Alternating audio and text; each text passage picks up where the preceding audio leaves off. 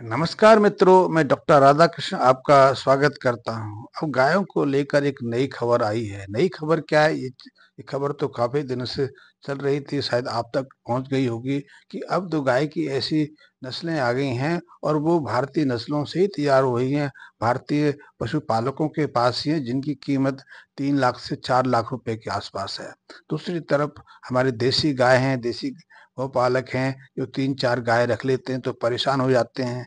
10-12 जो देसी गाय पालते हैं, मेरे पास ऐसे बहुत सारे मित्रों के फ़ोन आते रहते हैं। वो अपने इन 10-12 पशुओं को लेकर, 10-12 गौ माताओं को लेकर बहुत चिंतित रहते हैं। वो चाहते हैं कि दूसरे उनकी मदद करे, सरकार उनकी मदद करे, क्योंकि वो अपनी गायों का पालन नहीं कर सकते।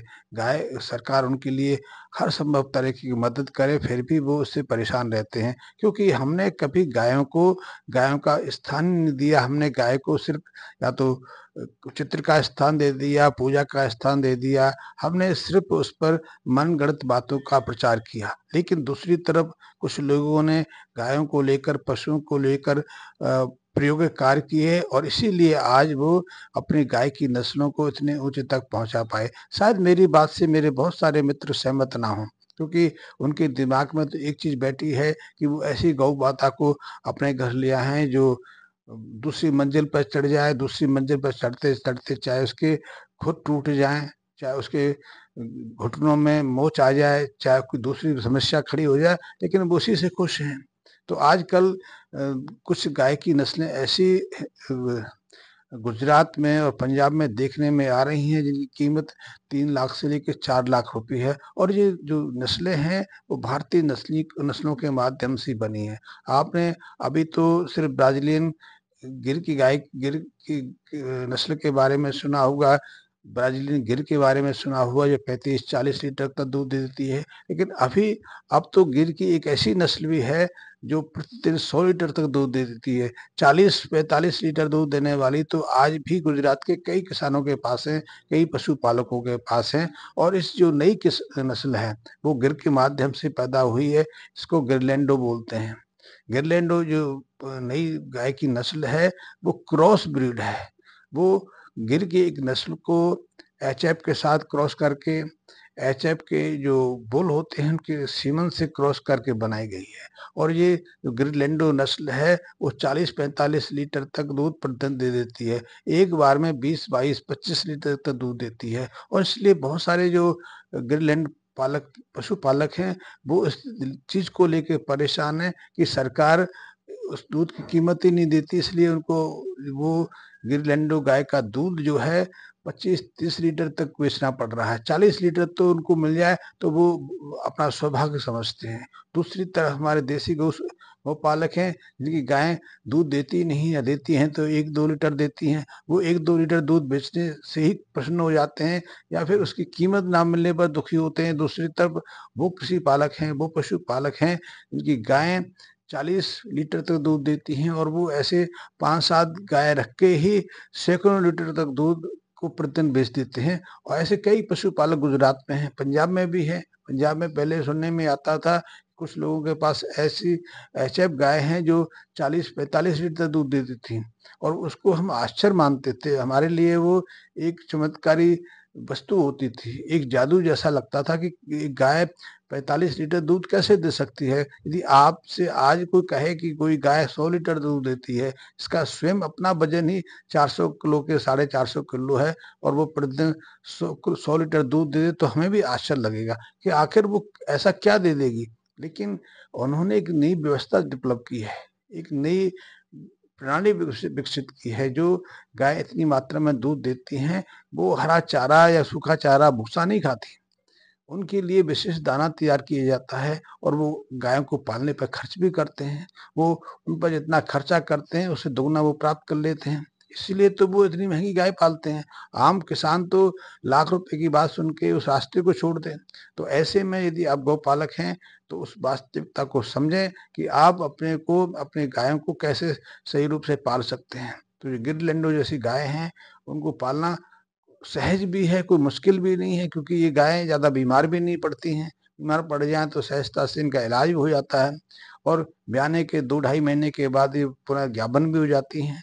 ज्ञापन गर्भावस्था में भी दूध देती रहती हैं, और 1-2 महीने यदि दूध को छोड़ना पड़ जाए, ड्राई पीरियड में गुजारना पड़ जाए, तो उसका कोई ज़्यादा बोझ किसान के ऊपर, पशुपालक के ऊपर नहीं आता। क्योंकि जैसे ही वो बच्चा देती है, वो फिर से उसके लिए लाभ देने लगती है। एक तो वो बच्चा लेके आती है, क्योंकि 80% से ज़्यादा चांसेस होते हैं, यहाँ तक कि 90% चांसेस होते हैं कि हर ब्यात में वो बच्चा को जन्म दे। तो बच्चा के रूप में तो एक वो नया नया जो गिफ्ट लेके आती है, क्योंकि वो गाय बछिया पुनः 1.5 साल के अंदर-अंदर, 2 साल के अंदर-अंदर उसको लाखों रुपए देने वाली है। दूसरा, वो जो गाय अभी ब्याई है, उसका दूध शुरू हो जाता है, और दूसरे ब्यात से उसके दूध की उत्पादकता में वृद्धि भी होती है। तो यदि वो 40 लीटर, 42 लीटर दूध फिर देने लग जाए, तो उसको 25-30 रुपए के हिसाब से भी मान लिया जाए, तो उसको 700-800 रुपए की कमाई शुरू हो जाती है। यदि आपके क्षेत्र में ऐसी गाय हो, आपके इलाके में ऐसी गाय हो, जो गाय के दूध से 50-60 रुपए आम सहजता से बेच लेते हैं। दिल्ली में या फिर देहरादून, मंसूरी में है, नैनीताल में है, आगरा में बहुत सारे ऐसे क्षेत्र हैं, गाय का दूध भी 50-60 लीटर दूध बिकता है। यदि देसी गाय की बात की जाए, तो देसी गाय को तो लोग सवा-सौ रुपए में बेच रहे हैं। तो लेकिन हम देसी गाय को अच्छे आहार व्यवस्था नहीं देते। हाँ, कुछ लोग ऐसे हैं, देसी गाय तो इतना प्रेम करते हैं कि कभी-कभी गाय की बछिया को सोने की जंजीर पहना देते हैं। कुछ बछियाओं को अपनी कार में लेके घूमते हैं। लेकिन हमें सोचना चाहिए, आखिर वो बछिया कभी तो गाय बनेगी, फिर वो आपकी कार में कैसे घुसेगी? फिर वो आपके पलंग पर कैसे बैठेगी? वास्तविकता ये है कि हमें इसका जो स्थान है, उसको समुचित वो स्थान, वो सम्मान देना चाहिए। जैसे कि हम अपने माँ-बाप के साथ में करते हैं। कुछ ऐसे हमारे मित्र हैं, जो इतने धनाढ्य हो गए हैं, ऐसे उच्च पदों को उन्होंने प्राप्त कर लिया है, या वो ऐसे-ऐसे स्थानों पर स्थापित हो गए हैं, उन्हें अपने माँ-बाप भी छोटे दिखाई देने लगते हैं।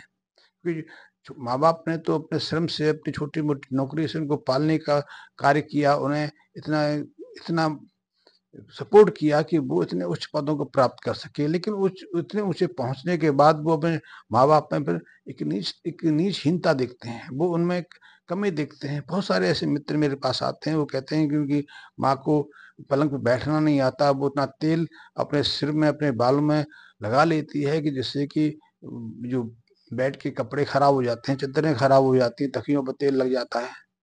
या फिर अपने पिता से कहते हैं कि उनको होटल में बैठ खाना नहीं आता, 5 स्टार होटल में जा नहीं सकते, तो इसलिए उसकी बहुत मानहानि होती है, बहुत इंसल्ट होती है, इसलिए वो अपने माँ-बाप को ले नहीं जाते। लेकिन माँ-बाप अपने ज़माने के थे, उनकी वो परवरिश थी, यदि आपने किसी चीज़ को पहली बार देखा है, तो आप उसका नाम भी नहीं बता सकते। मैं आपसे निश्चित रूप से कहता हूँ, यदि आपने किसी जानवर को, किसी पक्षी को, किसी फल को या किसी भी चीज़ को पहले देखा नहीं, सुना नहीं, आप उसका नाम कैसे बताएँगे? आप उसका स्वाद कैसे बताएँगे? आप उसके बारे में क्या 2 शब्द कह सकेंगे? क्योंकि आपने देखा ही नहीं। लेकिन देखेंगे तो आप जान लेंगे। मैं स्वयं अपना अनुभव बताऊँ, मेरे पास मोबाइल नहीं था कि 22-23 साल पहले पहले एक मोबाइल लेके आया, तो मुझे मोबाइल ऑन ऑफ करना नहीं आता था। मुझे मोबाइल में सिम डालनी नहीं आती थी। इसी तरह करीब 27-28 साल पहले मैंने एक कंप्यूटर लिया था, तो कंप्यूटर सिस्टम जो रखने आया, तो उसने पूछा मुझसे कि आपको ऑन ऑफ करना आता है? मैंने कहा आता है। जैसे कि मैं बिजली के स्विच पंखे को ऑन ऑफ करता हूँ, कूलर को ऑन ऑफ करता हूँ, ऐसे ही मैंने उसको किया, वो हँसने लगा कि नहीं, इस कंप्यूटर को ऐसे ऑन ऑफ नहीं करते, पहले शट डाउन करते हैं। तो जो चीज़ हमने देखी नहीं, तो हम उसके बारे में कैसे जान सकते हैं? तो यही हमारे साथ गाय को लेकर है, अपने माँ-बाप को लेकर है। गाय को हम सम्मान दें, गाय को हम भरपूर सपोर्ट दें, और सपोर्ट से हम गाय को उसका स्थान दे सकते हैं। लेकिन ऐसी फालतू की बातें, मेरे पास कई ऐसे मित्र आते हैं, कहते हैं गाय को हम कन को आधुनिक फीड कैसे दे सकते हैं? हम कोई दवा क्यों कैसे दे सकते हैं? मैंने तो आज तक गाय को दवा ही नहीं दी। कुछ मित्र आते हैं, वो कहते हैं कि गाय को चारा पानी सूर्य निकलने के हिसाब से देखते हैं। सूर्य निकलता है तो पाचन क्रिया बढ़ती है, जठराग्नि तीव्र होती है। जब तक जठराग्नि तीव्र नहीं होगी, तो वो पशु आहार को कैसे पचाएगा? इसलिए वो स्वयं भी 11-12 बजे के आस-पास अपना नाश्ता लेते हैं, और अपने गाय के साथ भी वही व्यवहार करते हैं। मैंने समझाया कि गाय की जो पाचन व्यवस्था है, पाचन तंत्र हमसे बिल्कुल अलग है। हमारा पाचन हमारे एंजाइम से पचता है। हमारे एंजाइम्स या तो हमारे आहार तंत्र में पैदा होते हैं, स्टमक में पैदा होते हैं, क्षुद्र आंत, बड़ी आंत, ग्रहणी में पैदा होते हैं, या पैंक्रियास में पैदा होते हैं।